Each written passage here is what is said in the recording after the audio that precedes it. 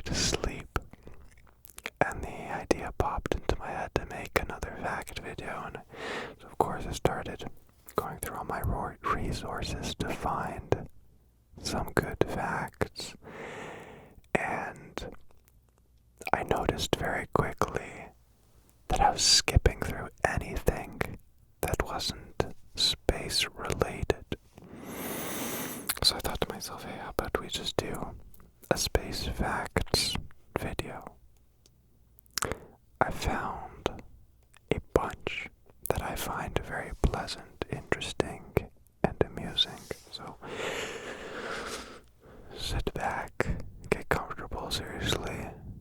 Do whatever you gotta do to clear your head and enjoy these facts about space. I have them very conveniently loaded right here. I've had this set up for a while, but never for a fact video, so you'll see very quickly how comfortable it is for both me and you. Number 1, space welding. In a vacuum, you don't need welding materials to get two metals to fuse. They will do it on their own if you place them close enough. Just take two pieces of steel, metal, touch them to each other, and congratulations, you now have one piece of metal. It's as easy as that. Factoid number 2. Most of the visible stars in the night sky are binary stars.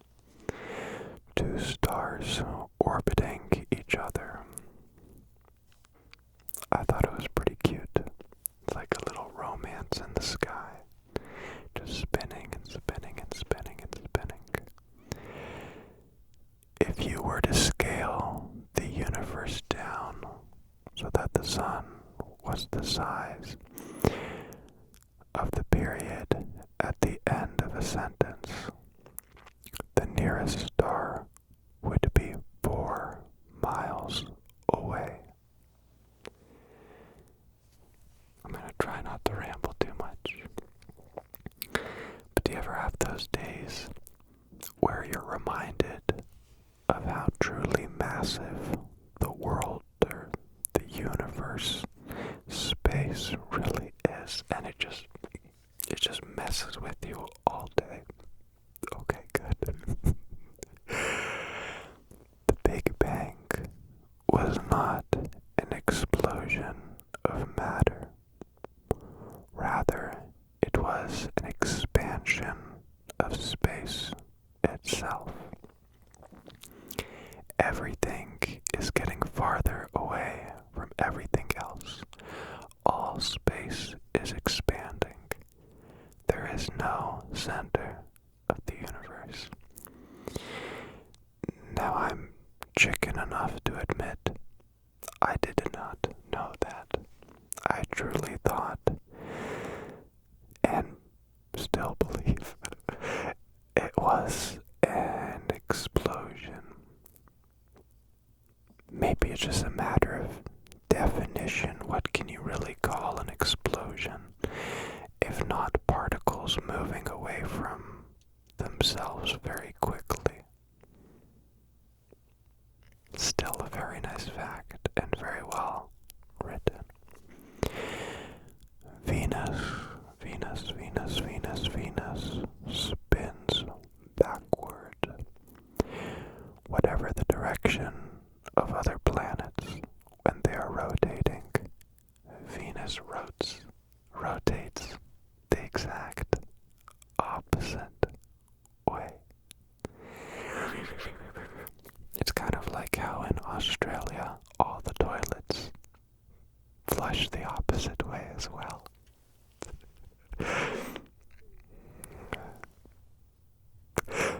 Jupiter has over 60 moons.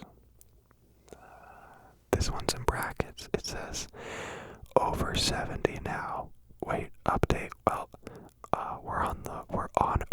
to 80 as of today. So, I can't Google this right now.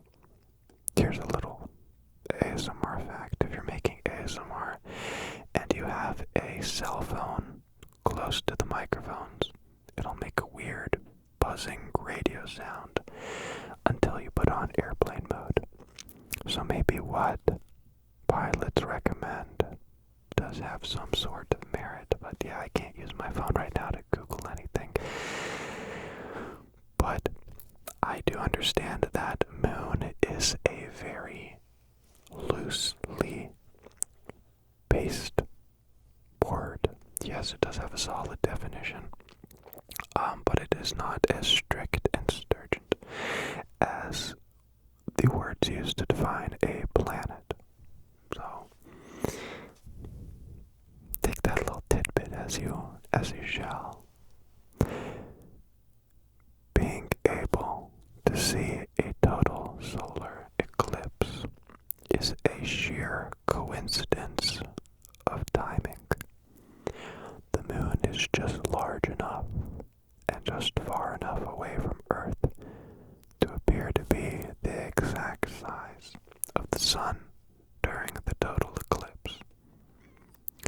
When it covers the entire disk of the sun, since the moon is slowly moving away from Earth, one day it will no longer appear large enough to fully cover the sun. There will be no more total eclipses. This won't happen for 600 million years though, so don't panic. I like that it was very ASMR style. It's like, but you don't have to worry. Relax, relax, relax, relax, relax. If the sun dies, it takes 8 minutes for us to realize. You're gonna have to forgive me for explaining something that many people, you probably know. I like to keep it simple and maybe be the first person to tell you this. But the reason you would see the sun dying 8 minutes after it had already died is because of the speed of light. Although it does look instantaneous, light electrons actually take a specific amount of time to travel from point A to point B. They have a speed in which they travel. And because they have to travel such a far distance from the sun to the Earth's surface, it would take about 8 minutes for that light to travel from that exploding sun to our eyeballs. Neptune was discovered using only math. A man named Alexis Bouvard made some predictions on Uranus's future position using Newton's law of gravity. But when it was later observed, it was found to be slightly off. Urban Leverrier found that if he assumed there was another planet further out, the discrepancy would be explained, and used math to predict where it could be found. Finally, a man named Jonathan Gallet looked in the spot Leverrier specified, and lo and behold, there was Neptune.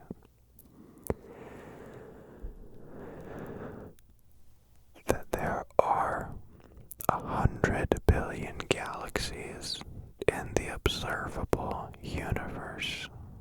Let me read that one more time. There are 100 billion galaxies in the observable universe.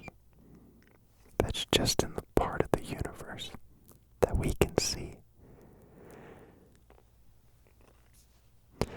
And that number is likely to at least double as Hubble goes farther and observes more of the universe.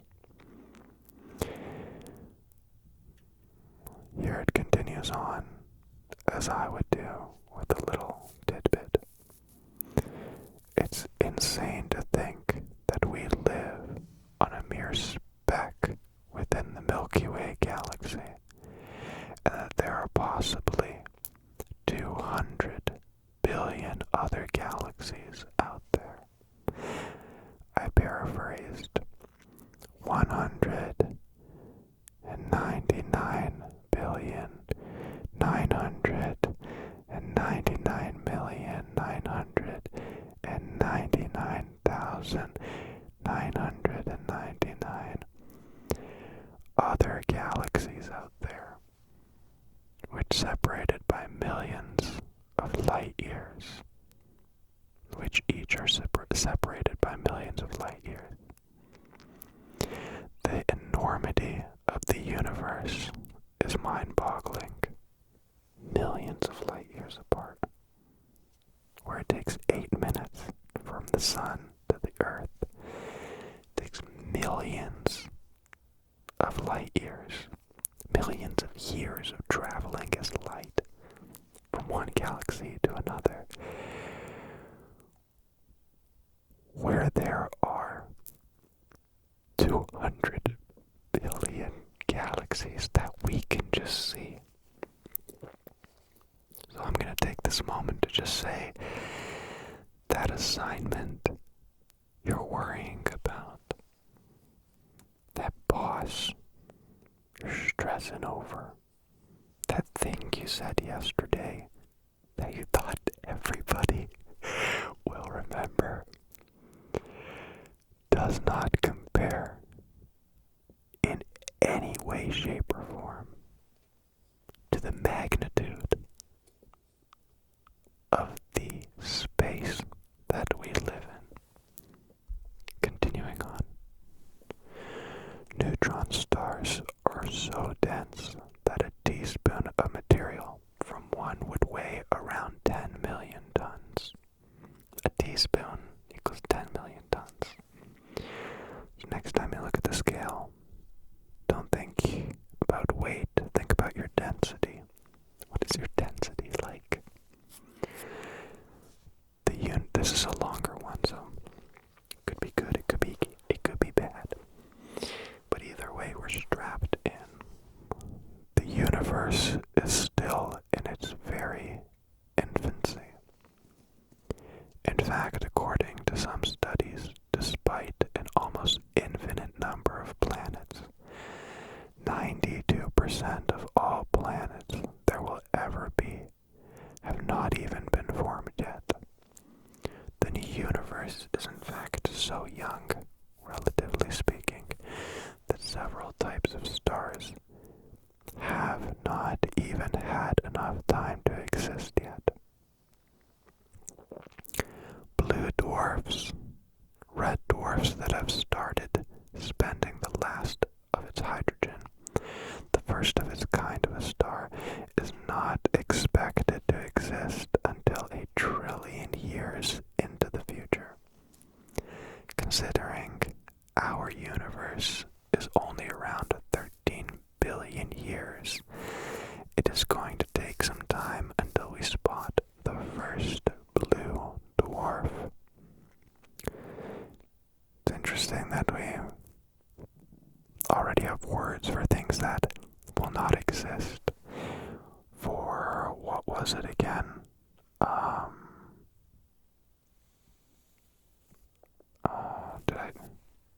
I skipped for a second, sorry. It's 1 trillion years into the future, and we already have a word for that. The blue dwarf will eventually turn into a white dwarf.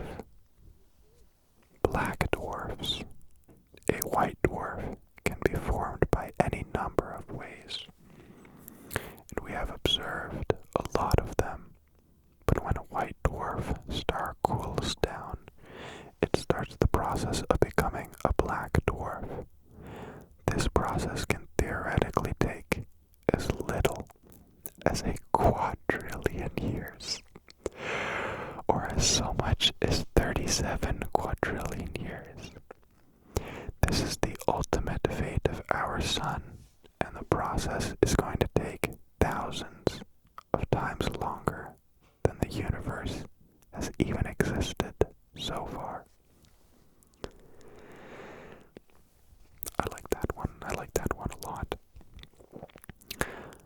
I just want to know what NASA's protocol is for an astronaut dying in space. Do they send the body back to Earth on a little pod? Do they send the body out the airlock to circle the Earth forever? That wasn't really a fact. I want my money back. Oh, I didn't give any. Oh. You could fit all the planets in the solar system in the space between Earth and the moon. That's hard to picture. There've been a couple of models that try and depict the space between the Earth and the moon, and it doesn't feel right, because there are two confirmed oceans in the solar system, one on Earth and one on Saturn's moon, Titan. The biggest difference is Titan is about minus 180 degrees. That's Celsius for you Eagle Americans out there. I don't know what it would be in Fahrenheit. My apologies. If I had to quickly go off the top of my head, 320 something Fahrenheit. No, that's 406. It's definitely some amount of Fahrenheit. The ocean is liquid methane, and even has waves that get as high, and wait for it, a couple of centimeters. That's right, we're surfing on Saturn's moon. Wow, wow, wow, wow. Watch out, Saturn. Watch out.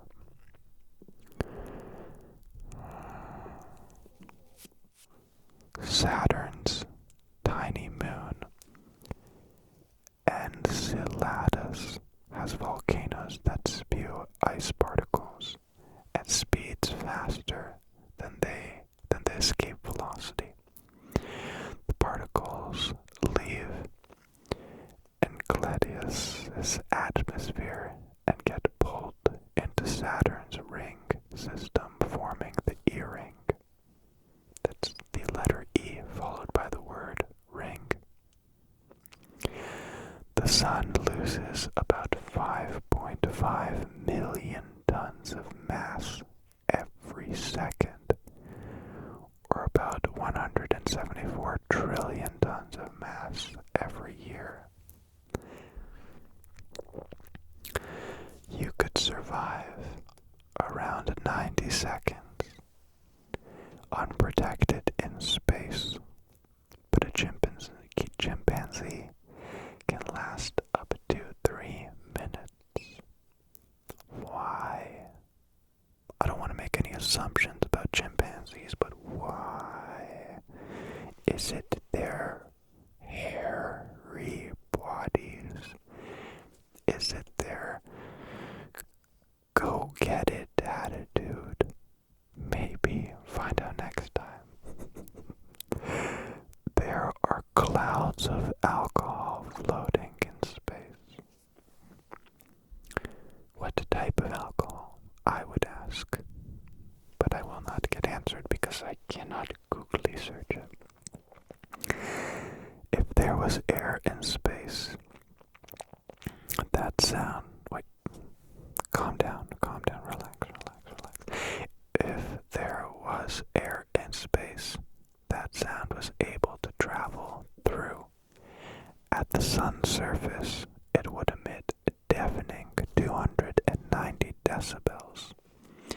which is so loud that it pretty much transcends sound and just turns into a pressure wave.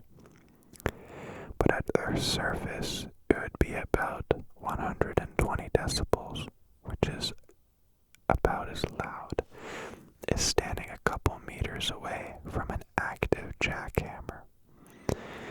I've been there, don't recommend it. When it gets spooky, though, is that if the sun were to suddenly disappear, not only would it take a full 8 minutes for us to notice the lack of sunshine or gravity, but because the speed of sound is so comparatively slow, we would still hear the sun for another 13.8 years. But once again, that's only if there was an air medium for that sound to travel through. It's pretty cool how, and I've thought about this before, when doing soundproofing, why is there no sound in space? Not the correct terminology to use. Why can sound not travel in space? Better way to say it. It's because it needs to travel through something. It needs a road. And a very good road is air, gas, some kind of gas. And so when you're soundproofing a room, it's not as important to throw a bunch of foam everywhere.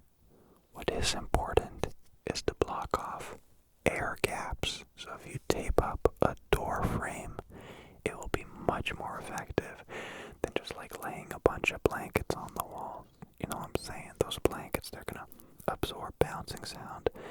But any air gaps is where sound's actually gonna get in and out of the room. Just saying. So far, only 3 people have actually died in space.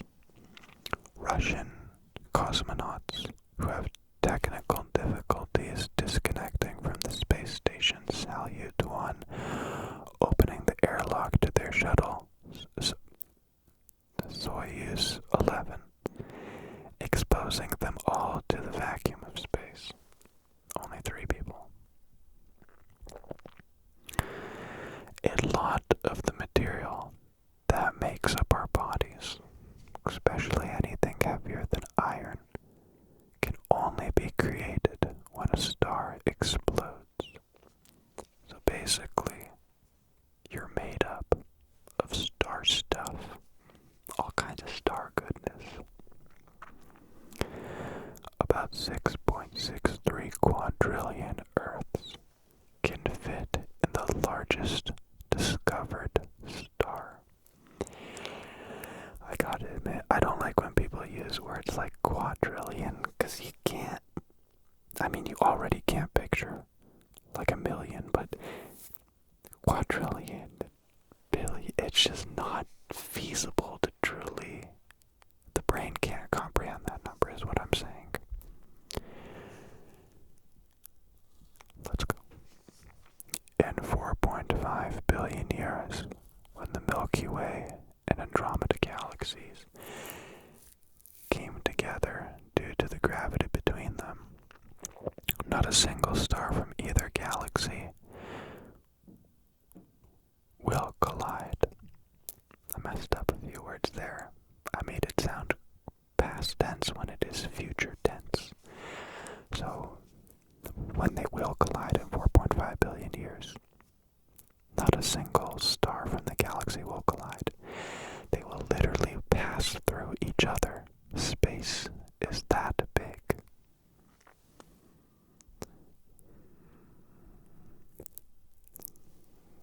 Here somebody was corrected. It's been pointed out to me that the chances of star collisions here are actually non-zero. So I concede that. The first time I read this fact was from Carl Sagan's Cosmos, and that text has a lot of color to it, but refrained from adding that fact. So my bad. Whatever, it's still, obviously it's not something we can currently calculate, but because because space is so big, the odds of stars colliding are essentially zero. I was reading a fact that I guess I saw somewhere else, so I'm gonna have to paraphrase, that relates to that one, where it was something like when NASA is sending out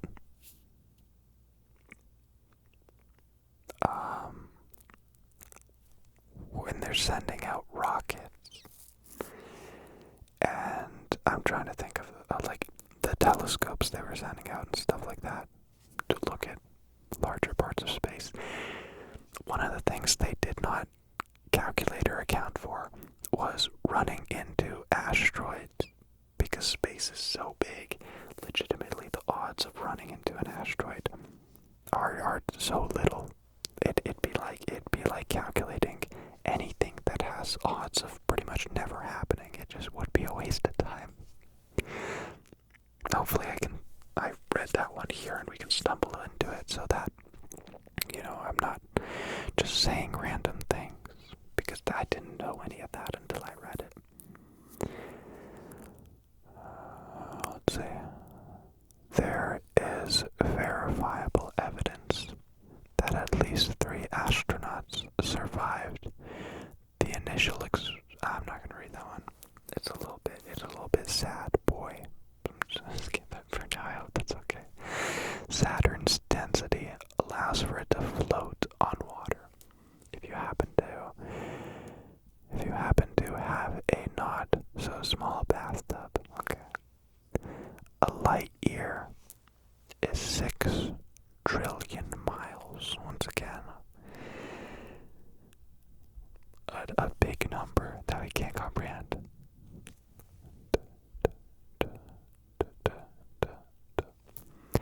Astronomers have observed that the structure of the universe very much resembles a neuron. I'm not even joking. Look it up. How crazy would it be if the universe is just a nerve cell that's part of the giant brain? Sounds like somebody smoking on some devil's grass. That's, yeah. We could actually move the sun with a giant mirror. The way this would work is building a giant half sphere of a mirror, a parabola. That's not the word I want to use, a concave mirror that has a greater circumference than the sun. The light would shine into the mirror, moving the sun closer to the mirror. But if I remember correctly, the mirror wouldn't run into the sun because of radiation. Too long, didn't read. We can make a big mirror that makes a small amount of thrust from the sun to move its orbit. Their source was Kurt's Gazette, so you know it is absolutely correct. I remember that video. They were talking about ways to travel through space to get to parts of space that we previously thought was impossible. And that was one of the methods. Another one was just literally stealing energy from the sun and backpacking with it to where we gotta go.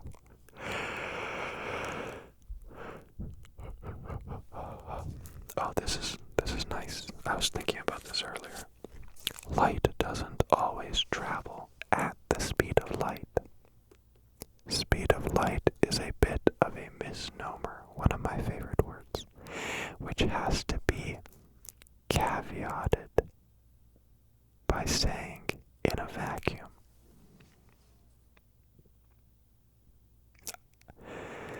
I'm just gonna go ahead and admit I use the word caveat all the time. I've never read it on paper before, I think. So I don't know if that a cave-ated would be incorrect, because I think that's caveat. I don't know. No excuse. I'm sorry. Light travels slower in other substances. A more accurate term would be the speed causality, as it's the fastest speed at which anything in the universe can possibly affect anything else in the universe. Bing bang, boom, bing bong. It takes the light from stars so long to reach us that we are technically looking millions of years into the past. Chances are that many of the stars that you see are dead, just like your dreams.